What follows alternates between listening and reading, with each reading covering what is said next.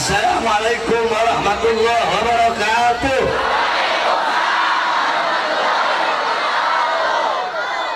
Alhamdulillahil ahad wassalatu wassalam ala man fis sama ismuhu Ahmad wa fil ardi ismuhu Muhammad wa ala alihi wa sahbihi wa ba'd.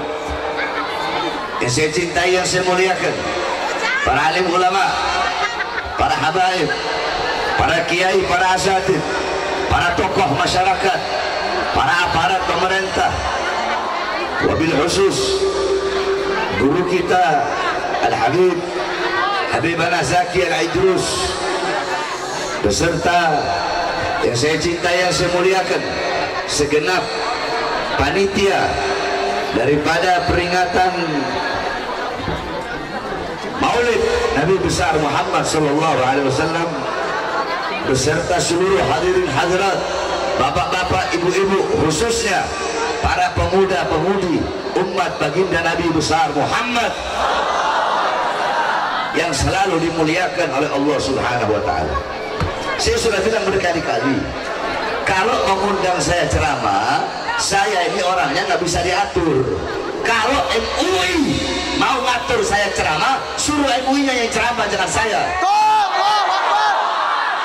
Kalau polisi atau tentara atau aparat pemerintah siapapun mau ngatur saya ceramah, jangan saya ceramah.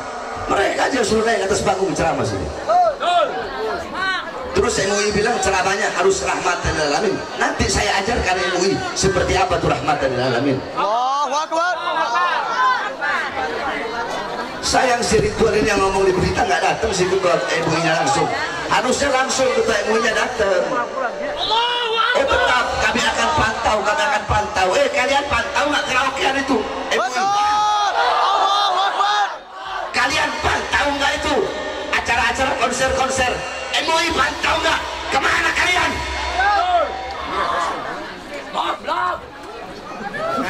Saudara-saudara sekalian, kita duduk di majelis untuk merayakan Maulid Nabi besar Muhammad sallallahu alaihi wasallam. Dalam kitab Khawashi Syarwani ala Tuhfatul Muhtaj, bilang ini sama ketua MUI. Dalam kitab Khawashi Syarwani ala Tuhfatul Muhtaj, kitab tersebut adalah hasyiah daripada kitab Tuhfatul Muhtaj Al-Imam Ibn Hajar Al-Haytami. Kitab Tuhfatul Muhtaj Al-Imam Ibn Hajar Al-Haytami adalah syarah daripada kitab Minhaj Al-Imam An-Nawawi. Dalam kitab tersebut dikatakan, inna afdalal layali wa lailatul maulidis syarif, thumma lailatul qadar, thumma lailatul jum'ah, thumma lailatul isra. Sesungguhnya malam yang paling utama, malam yang paling mulia, malam yang paling agung adalah malam kelahiran baginda Nabi besar Muhammad sallallahu alaihi wasallam. Setelah malam kelahiran Nabi, baru malam Lailatul Qadar. Setelah malam Lailatul Qadar, baru malam Jumat. Setelah malam Jumat, baru malam Isra. Pertanyaannya, kenapa malam Maulid lebih utama daripada Lailatul Qadar? Padahal Lailatul Qadar adalah malam yang lebih utama daripada 1000 bulan. Malam turunnya malaikat, malam turunnya Al-Quran, malam yang begitu mulia. Tapi kenapa malam kelahiran Nabi lebih mulia dan lebih agung daripada Lailatul Qadar? Al-Imam Al-Qastalani radhiyallahu anhu, beliau berkata bahwasanya malam kelahiran Nabi, malam Maulid lebih utama daripada Lailatul Qadar karena 3 sebab, karena 3 perkara. Yang pertama, Lailatul Qadar adalah malam turunnya malaikat, malam adanya malaikat. Sedangkan malam Maulid adalah malam adanya Nabi Muhammad, malam lahirnya Nabi, adanya Nabi, lahirnya Nabi sudah tentu jauh lebih mulia daripada adanya dan turunnya malaikat, para malaikat-malaikatnya Allah. Yang kedua, malam Lailatul Qadar adalah anugerah Allah untuk Nabi Muhammad. Sedangkan malam Maulid adalah malam lahirnya sosok yang diberikan anugerah tersebut. Berarti kalau bukan karena maulidnya Nabi, tidak akan ada yang namanya Lailatul Qadar. Bahkan Al-Imam As-Sayyid Muhammad bin Alwi Al-Maliki pernah menukil daripada perkataan Al-Imam As-Sayyid Muhammad Amin Qutbi radhiyallahu anhu. Beliau berkata, ya Lailatul Itsnin ma ba safahat, wahai malam Senin, apa yang telah menyapamu? Kau begitu mulia, kau begitu agung, kau begitu luhur, kau begitu suci. Wahai malam Senin, engkau menjadi mulia karena dari mula, berawal dari mula hari-hari yang mulia dalam Islam. Karena kalau bukan kelahiran Nabi, kalau bukan karena di awal daripada Maulid Nabi, kalau bukan karena kelahiran Nabi, Maulid Nabi, tidak akan ada hari-hari besar Islam, tidak akan ada Idul Fitri, tidak akan ada Idul Adha, tidak akan ada Nuzulul Quran, tidak akan ada Ramadan, tidak akan ada Lailatul Qadar, tidak akan ada Islam, tidak akan ada iman, tidak akan ada ilmu, tidak akan ada amal, wara, khauf, akhlak, adab, khasyah, zuhud, tidak akan ada qanaah, tidak akan ada amar ma'ruf, nahi munkar, jihad dan lain-lainnya. Kalau bukan itu semua diawali daripada Maulid atau kelahiran baginda Nabi besar Muhammad sallallahu alaihi wasallam. Yang ketiga, saudara-saudara, malam Maulid lebih utama daripada Lailatul Qadar. Kenapa? Kelahiran Nabi lebih utama daripada Lailatul Qadar. Al-Imam Al-Qastallani radhiyallahu anhu, beliau mengatakan, karena Lailatul Qadar itu rahmat Allah bagi umat Nabi Muhammad saja, rahmat Allah bagi umat Nabi Muhammad saja. Sedangkan adanya Nabi Muhammad, lahirnya Nabi Muhammad itu bukan hanya rahmat Allah bagi umat Nabi Muhammad saja, tapi adalah rahmat Allah bagi seluruh alam semesta. Sebagaimana dalam Al-Quran Allah berfirman, wa ma arsalnaka illa rahmatan lil alamin. Tidak aku utus engkau wahai Muhammad kecuali engkau adalah rahmat bagi seluruh alam semesta. Lailatul Qadar itu hanya rahmat Allah bagi umat Nabi Muhammad saja, sedangkan Nabi Muhammad adalah rahmat Allah bagi seluruh alam semesta, seluruh makhluk, bagi seluruh manusia, bukan hanya umat Nabi Muhammad sallallahu alaihi wasallam. Oleh karenanya kita duduk di sini, bergembira di sini, kita duduk merayakan Maulid. Kenapa? Karena bergembira dengan rahmat Allah Subhanahu wa taala. Sebagaimana dalam Al-Qur'an Allah berfirman, "Qul bi fadlillah wa bi rahmati fabidzalika falyafrahu." Katakanlah, dengan karunia Allah dan dengan rahmat Allah, maka dengan karunia dan rahmat tersebut falyafrahu, hendaklah mereka bergembira. Dalam kitab tafsir Ma'alimut Tanzil Al-Imam Baghawi, dalam kitab tafsir Jami'ul Bayan Al-Imam Ibnu Jarir At-Tabari, dalam kitab tafsir Madarikut Tanzil Al-Imam An-Nasafi, dalam kitab tafsir Ad-Durrul Manthur Tafsir bil Ma'thur Al-Imam As-Suyuti, dalam kitab tafsir Anwarut Tanzil Al-Imam Baydawi, dalam kitab tafsir Anwarut Tanzil Imam Baydawi, dalam kitab tafsir Jalalain Al-Imam Jalaluddin Al-Mahalli dan Al-Imam Jalaluddin As-Suyuti, dikatakan bahwasanya karunia Allah dalam ayat tersebut adalah ilmu, Al-Quran, iman dan Islam. Sedangkan rahmat Allah dalam ayat tersebut siapa? Dalam ayat yang lain Allah berfirman, wa ma arsalnaka illa rahmatan lil alamin. Tidak aku utus engkau wahai Muhammad kecuali engkau adalah rahmat bagi seluruh alam semesta. Nah, dengan adanya Islam, iman, ilmu dan Al-Quran sebagai karunia Allah, dan dengan adanya Nabi Muhammad sebagai rahmat Allah, falyafrahu, maka hendaklah kita bergembira, hendaklah kita berbahagia dengan adanya baginda Nabi besar Muhammad sallallahu alaihi wasallam sebagai rahmat Allah yang paling besar, sebagai rahmat Allah yang paling agung. Saudara-saudara sekalian yang dimuliakan oleh Allah Subhanahu wa taala, MUI bilang Habib Bahar bahas rahmatan lil alamin, baik, akan saya bahas rahmatan lil alamin. Saudara-saudara, Nabi Muhammad diutus oleh Allah untuk membawa rahmat bukan hanya bagi umatnya saja, tapi untuk seluruh makhluk. Sampai-sampai Rasulullah berkata, irhamu man fil ardi yarhamkum man fis sama. Sayangilah, cintailah apa-apa yang ada di muka bumi, maka kalian akan disayangi dan dicintai oleh apa-apa yang ada di langitnya Allah Subhanahu wa taala.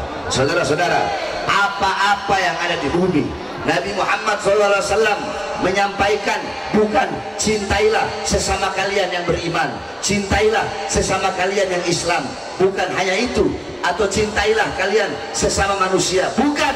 Tapi Nabi Muhammad mengatakan irhamu man fil ard, cintailah, sayangilah apa saja, siapapun yang ada di muka bumi ya Allah. Ketika engkau sayangi, ketika engkau cintai, maka apa-apa yang ada di langit akan menyayangimu, apa-apa yang ada di langit akan mencintaimu.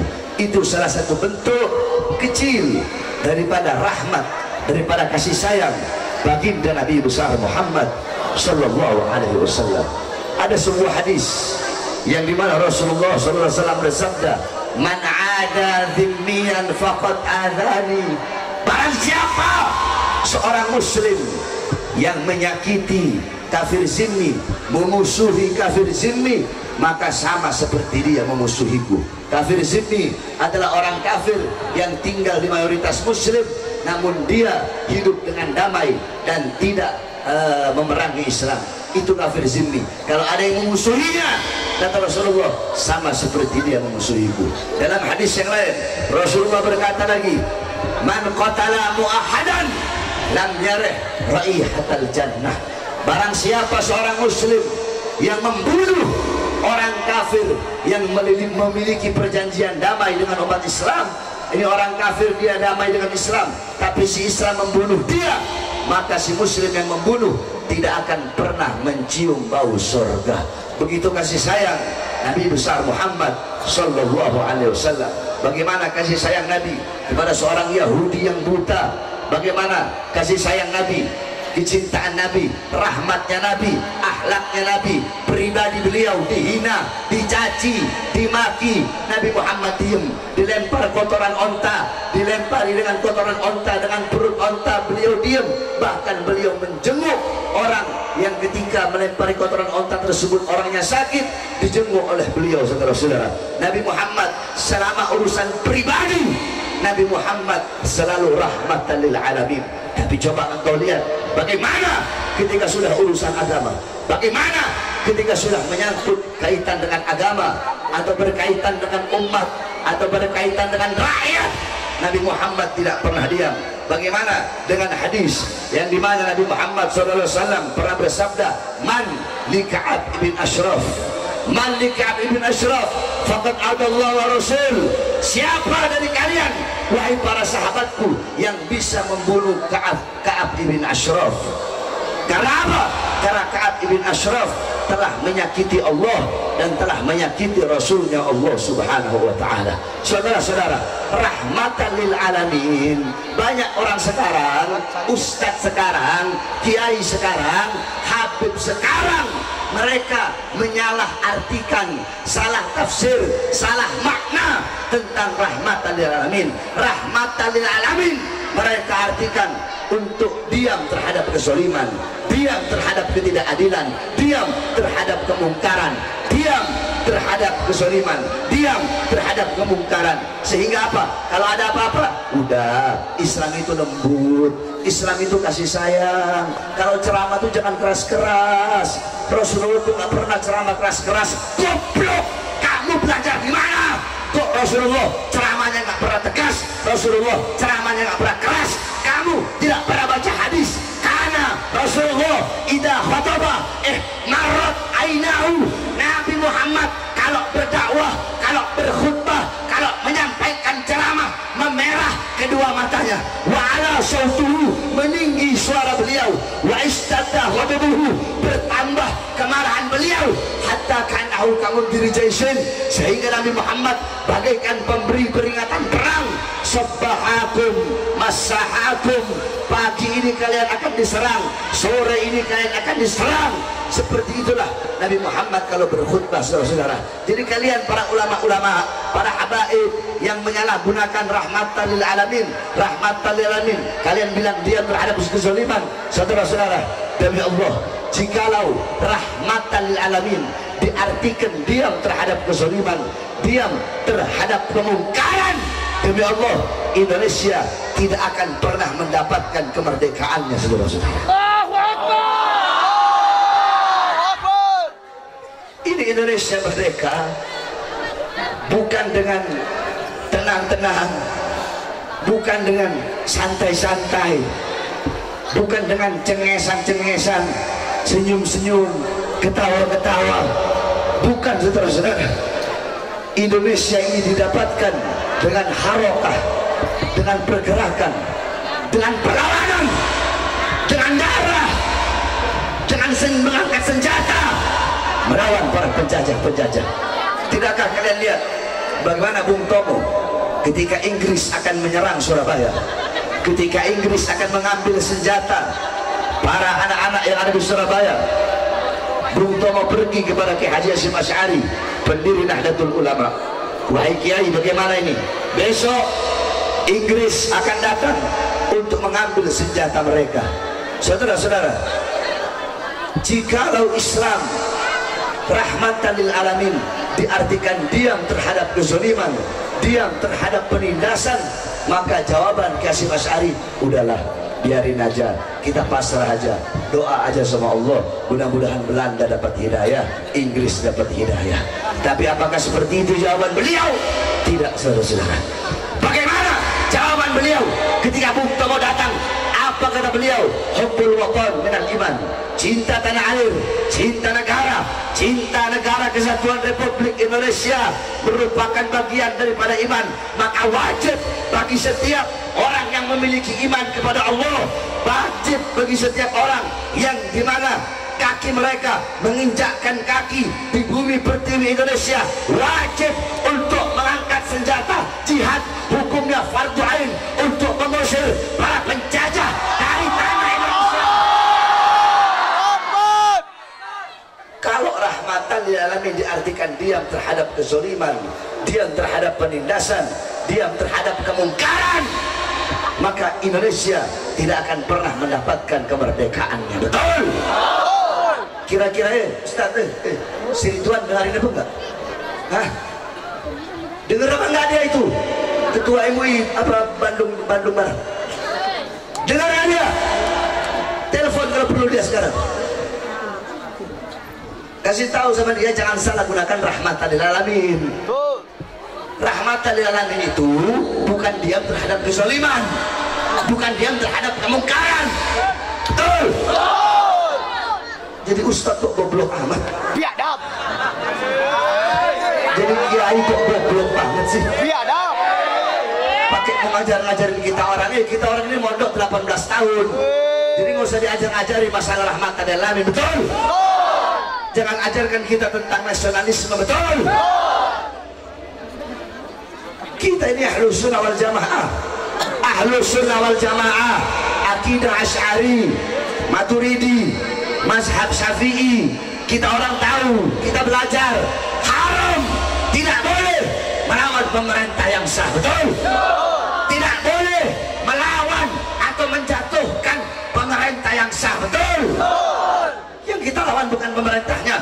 Terus apa yang kita lawan? Yang kita lawan kezalimannya, yang kita lawan ketidakadilannya, yang kita lawan kemungkarannya, yang kita lawan kebijakan-kebijakan pemerintah yang menguntungkan asing dan menyengsarakan rakyat, sehingga kita rakyat Indonesia menjadi budak di tanah air kita sendiri.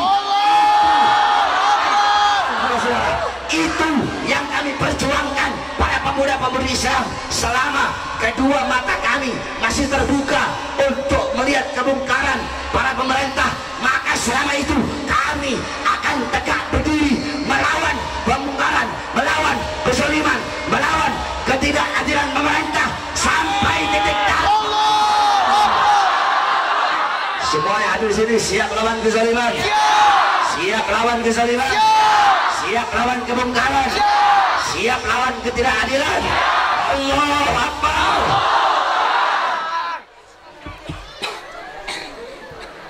Jadi awas, jangan-jangan saya ini makin dicegah makin jadi. Jangan ngatur-ngatur saya. Jangan. Kalau nggak tahu apa-apa tentang saya, penting diem. Jangan pakai mau ngomong-ngomong ke panitia mau ini apa, jangan. Betul?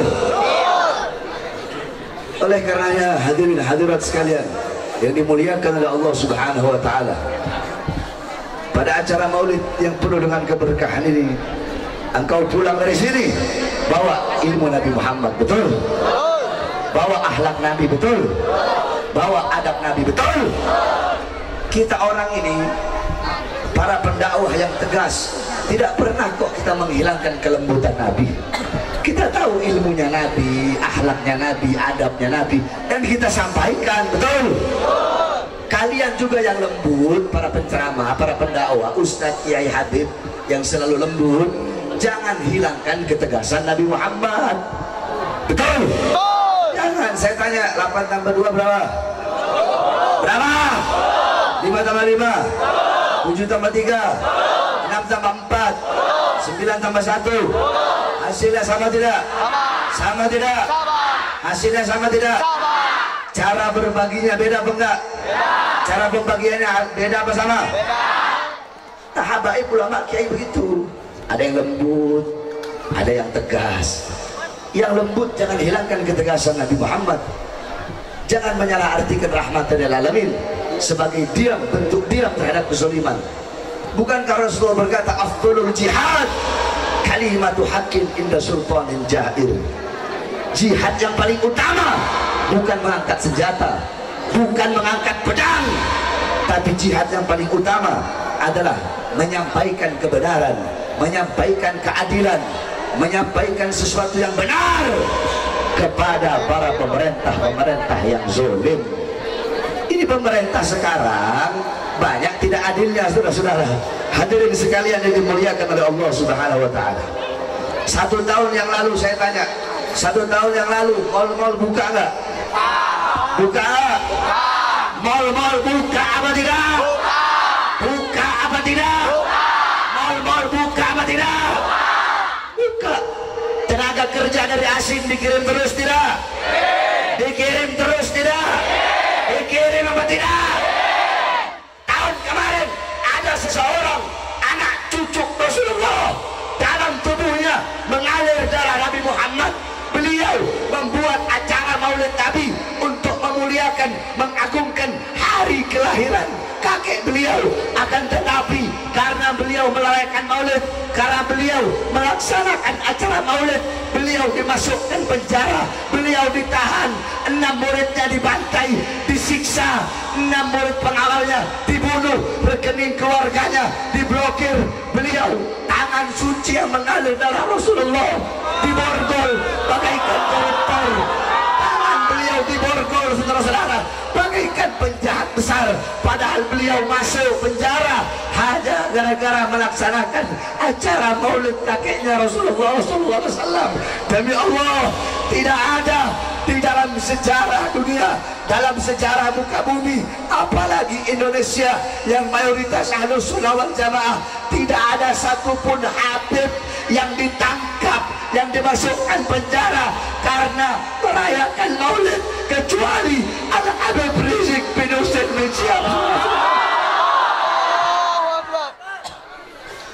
Tangan beliau diborgol kayak koruptor.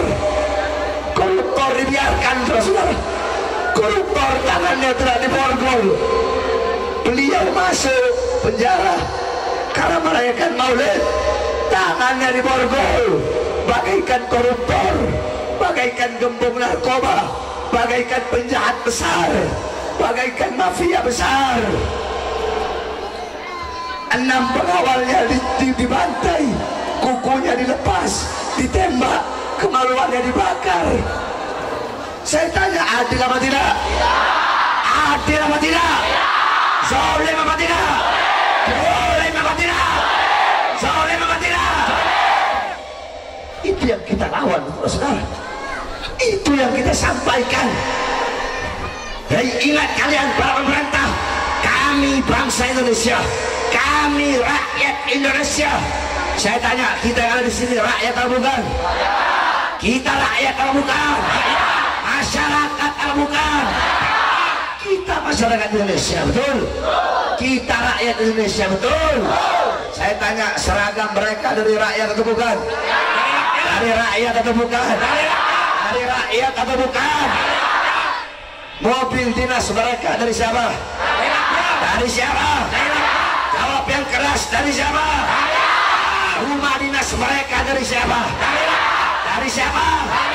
Haji mereka dari siapa? Semuanya, mulai polisi, tentara, RT, RW, lurah, camat, bupati, wali kota, menteri, presiden, gubernur, kemudian anggota dewan, MUI, seluruh anggota pemerintah, gaji mereka dari kami rakyat, betul? Kami rakyat, kami bangsa Indonesia adalah ibu kandung tentara, ibu kandung TNI, ibu kandung polisi, ibu kandung presiden, ibu kandung para pejabat, ibu kandung para pemerintah. Oleh karenanya, kalian sebagai anak-anak kami, jangan pernah kalian kurang ajar kepada ibu kandung kalian, yaitu kami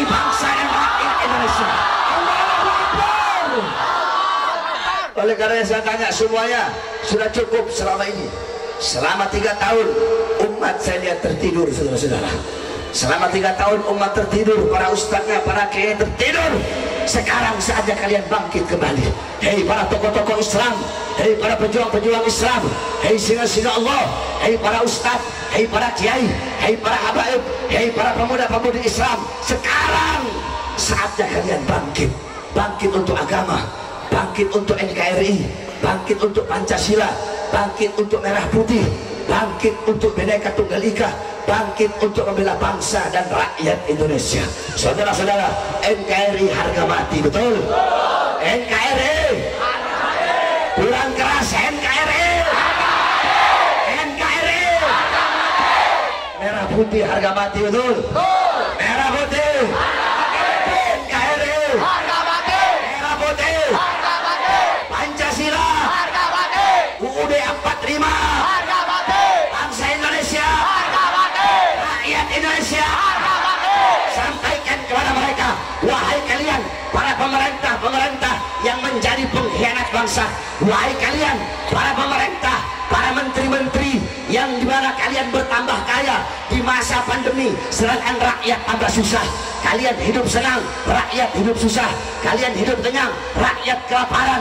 Hei kalian ingat, demi Allah, kami para pemuda-pemudi Indonesia bersumpah, selama darah kami masih merah, tulang kami masih putih, merah putih, maka selama itu kami akan tegak berdiri, berada di barisan paling depan, takkan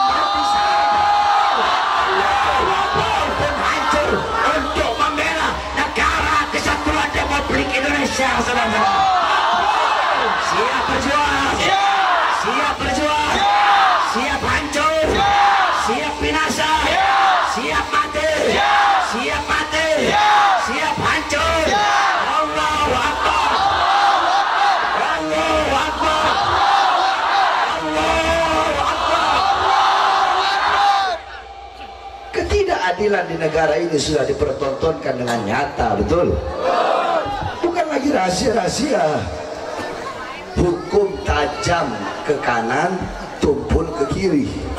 Hukum tajam ke bawah, tumpul ke atas, betul? Para penista-penista agama, mereka berada di pihak kekuasaan, mau dilaporkan berkali-kali tetap nggak diproses oleh polisi, betul? Giliran para ulama diproses, diperiksa, dari saksi langsung jadi tersangka, dari tersangka langsung dimasukkan penjara. Adil apa tidak? Adil apa tidak? Adil apa tidak? Oleh karenanya hadirin sekalian, saya ini Bahar bin Smith, nggak ada kata kapok, nggak ada kata lelah. Kamu pikir saya berjuang untuk diri saya? Kalau mau aman enak aja, ngapain? Nggak usah saya ceramah. Nyenyak, tenang di pondok sama anak, sama istri, sama keluarga, sama murid, terima tamu, atau saya pura-pura jadi wali gitu. Kan ada Habib yang pura-pura wali. Banyak. Tapi tidak, saudara-saudara.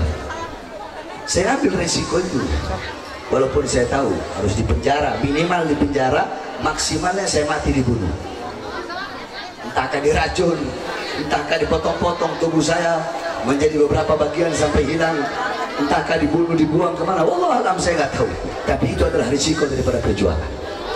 Makanya kemarin tahu, waktu satu tahun 6 bulan yang lalu, saya baru keluar dari penjara, dari lapas Cibinong. Baru keluar pagi, keluar siang, malamnya saya ceramah. Yang saya gimana ceramah saya bilang, hei kalian para pemerintah, kalian kurung rakyat di masa pandemi ini, di masa PSBB. Rakyat kalian kurung dalam rumah, tidak kalian kasih harta, tidak kalian kasih dana. Kalian mau bikin rakyat mati kelaparan, tenaga kerja kalian kirim terus dari asing. Nah, ceramah itulah yang dikatakan ceramah yang meresahkan, sehingga saya dimasukkan lagi ke dalam penjara, baru keluar 2 hari. Saya tanya, kira-kira kau lihat saja ceramah saya di situ, saya bela rakyat atau bukan? Siapa yang saya bela? Pribadi saya? Kepentingan saya? Siapa yang saya bela? Siapa? Siapa? Rakyat.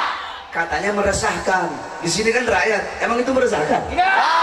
Meresahkan? Tidak. Meresahkan? Tidak. Berarti bukan meresahkan rakyat, bukan meresahkan masyarakat, meresahkan mereka berpemerintah. Sebab mulut saya kayak alkohol. Tahu alkohol? Alkohol kalau kena kulit ada luka, kena alkohol sakit nggak? Sakit nggak? Tapi kalau kulit nggak ada alkohol, kulit nggak ada luka, kena alkohol dingin nggak? Dingin nggak? Berarti pemerintah kalau ada sesuatu yang rusak, sesuatu yang bobrok dalam sistemnya, kena kata-kata saya, kena lidah saya, merasakan sakit ya. Tapi kalau nggak ada apa-apanya, ya nggak bakal merasa sakit, biasa-biasa saja. Betul? Betul. Makanya bagi saya, ya Allah ya Rabb, saya mau ambil terima semua risiko itu, bukan untuk diri saya. Kenapa? Demi kalian sebagai umat kakek saya Rasulullah SAW. Saya berani terima risiko itu demi bangsa, demi rakyat, demi Indonesia. Yang penting rakyat sejahtera, yang penting rakyat makmur. Biarkan nggak apa-apa saya hancur, biarkan nggak apa-apa saya binasa. Saudara-saudara, bagi Bahar bin Smith, jangankan cuma di penjara, jangankan cuma masuk penjara, demi bangsa, demi rakyat, khususnya demi agama, demi Indonesia. Jangankan cuma di penjara, demi negara kesatuan Republik Indonesia, demi bangsa, demi rakyat, demi Merah Putih, demi Garuda, demi Indonesia. Jangankan cuma di penjara, nyawa saya, jiwa saya, darah saya murah untuk jatuh. Oleh kalian terakhir saya ingatkan sekali lagi, bangkit, saatnya kita bersatu, kembali berjuang, sama-sama berjuang untuk memakmurkan bangsa dan negara kesatuan Republik Indonesia. Saya tanya, siap bersatu? Siap. Siap bersatu? Siap. Siap bersatu? Siap. Siap bersatu? Siap. Siap kembali berjuang? Siap. Siap berada di bawah komando Habib Rizik? Siap. Siap berada di bawah komando Habib Rizik? Siap. Jangan siap cuma di mulut. Jangan siap cuma dicongor. Giliran dengar ada 6 syuhada ditembak sama polisi, langsung mentalnya turun semua. Harusnya dengan wafatnya 6 syuhada, dengan wafatnya 6 pengawal, 6 laskar FBI, itu jangan jadikan air untuk memadamkan semangat kalian. Harusnya dengan wafatnya 6 syuhada, dengan wafatnya 6 laskar yang mengorbankan nyawanya, jiwanya demi membela anak cucu Rasulullah SAW, mereka tidak peduli walaupun nyawa mereka harus hilang. Yang penting anak cucu Rasulullah selamat, yang penting anak cucu Rasulullah aman. Itu baru namanya cinta. Nah, dengan adanya kejadian wafatnya 6 syuhada tersebut, jangan jadikan air yang memadamkan semangat juang kalian. Harusnya kisah wafatnya 6 syuhada, 6 laskar FBI yang membela Habib Rizik, jadikan mereka sebagai batu bara, sebagai bara api yang menjadi api yang menambah semangat juang kalian untuk membela anak cucu Rasulullah SAW.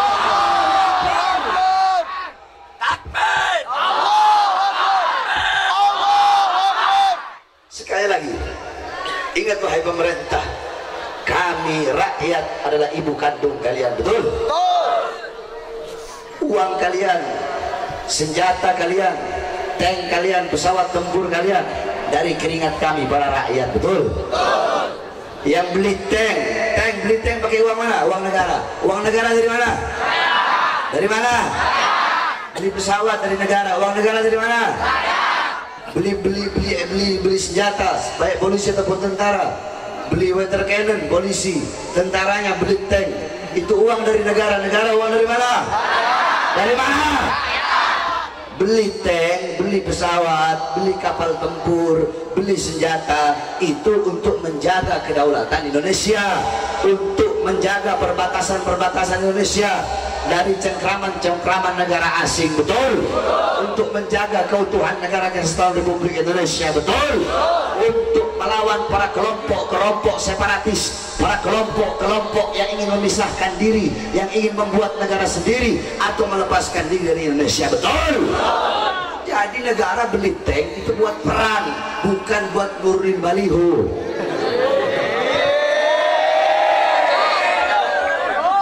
Ada nggak yang pakai tank buat turunin baliho? Ada nggak? Siapa? Siapa? Siapa? Siapa?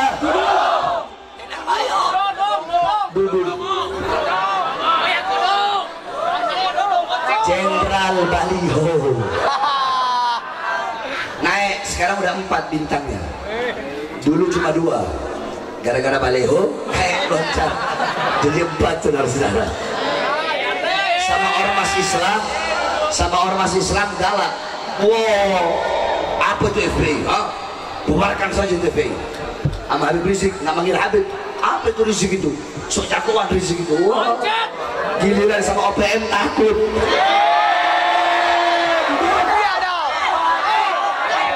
Duduk seruduk. Sama OPM, dia bilang apa? OPM itu saudara kita. Harus kita rangkul. Pernyataan seperti ini benar apa tidak? Benar. Harus dirangkul. Benar apa salah? Benar apa salah? Benar apa salah? Siapapun yang ingin menegakkan atau ingin membangun negara sendiri atau ingin melepaskan diri dari Indonesia, maka mereka adalah teroris. Betul? OPM itu teroris. Berapa banyak prajurit-prajurit baik dari polisi ataupun dari tentara yang mereka bantai, banyak yang gugur, banyak prajurit-prajurit polisi, tentara dibunuh oleh OPM, dibantai oleh OPM, warga sipil dibantai oleh OPM, terus mau dirangkul sama Dudung. Salah besar. OPM bukan dirangkul, tapi mereka harus diperangi sampai ke akar-akarnya.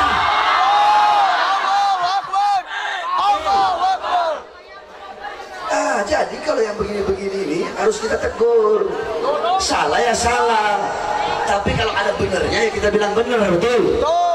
Kita nggak akan membenarkan yang salah dan menyalahkan yang benar. Contoh, Dudung pernah ngomong, kita akan merekrut para santri-santri untuk menjadi tentara. Bagus nggak itu? Bagus. Bagus nggak? Bagus. Dukung nggak? Dukung. Dukung nggak? Dukung. Kalau ada yang bagus darinya, yang baik darinya, kita ambil. Kita ambil. Tapi kalau ada yang nggak bener, kayak omongan Tuhan bukan orang Arab, mesti saya bahas panjang lagi. Kamu lihat aja udah pernah saya bahas sebelumnya. Nah, pernyataan-pernyataan seperti itu, kamu kalau tidak tahu agama, kalau goblok, kalau tolol dalam urusan agama, nggak usah sok tahu dalam urusan agama. Betul? Urusan yang menjadi urusanmu, lawan sama OPM sampai ke akar-akarnya. Gak usah mau sok-sokan cari muka terus mau bahas-bahas agama sampai nanti kamu bisa-bisa tersesat ke dalam lubang kemurtadan karena engkau menyamakan Allah dengan makhluk ciptaannya. Betul? Oleh karena yang mudah-mudahan Dudung dapat hidayah. Pemerintah kita menjadi pemerintah yang baik, pemerintah yang taat kepada Allah, yang patuh kepada Allah.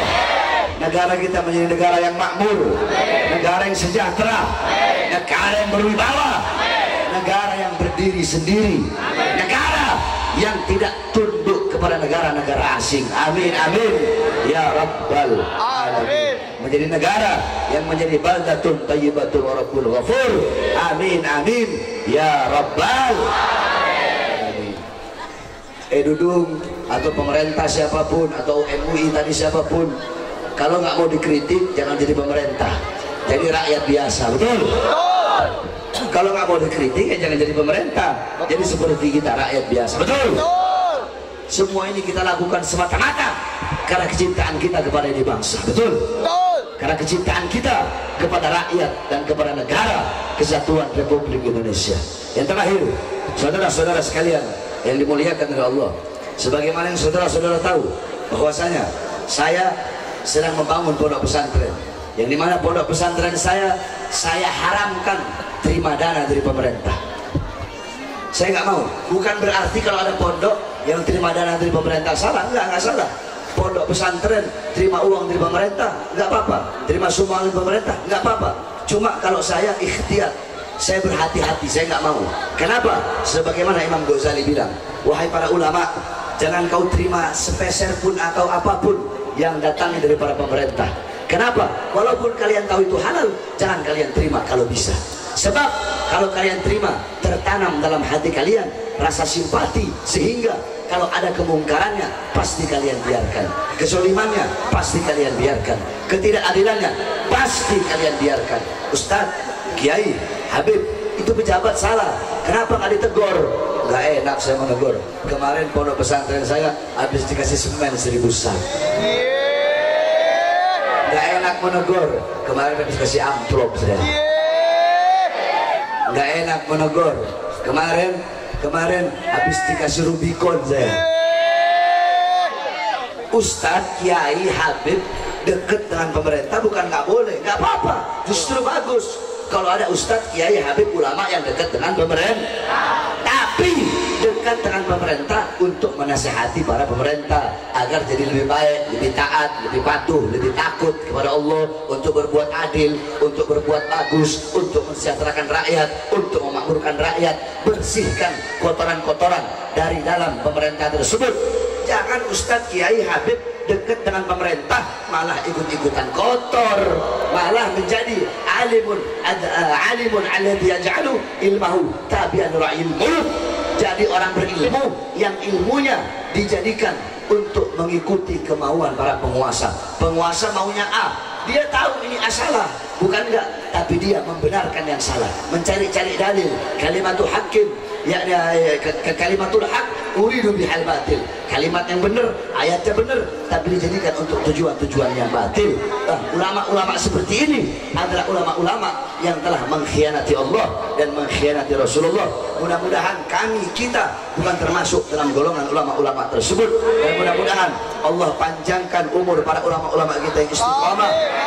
Allah kuatkan langkah kaki beliau-beliau untuk berdakwah di jalan Allah, untuk berjuang demi bangsa, demi rakyat, demi Indonesia, khususnya guru kita Al-Habib Muhammad Rizq bin Husain bin Syihab.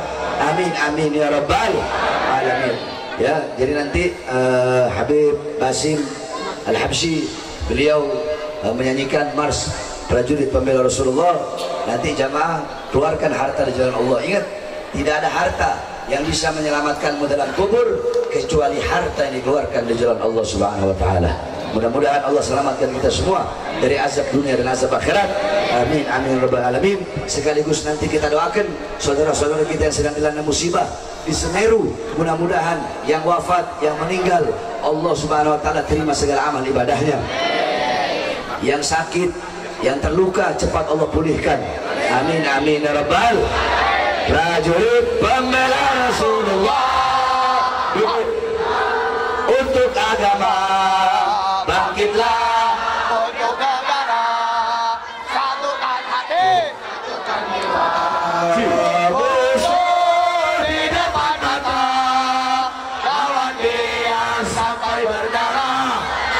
Untuk agama dan negara tercinta, kematian murah harganya.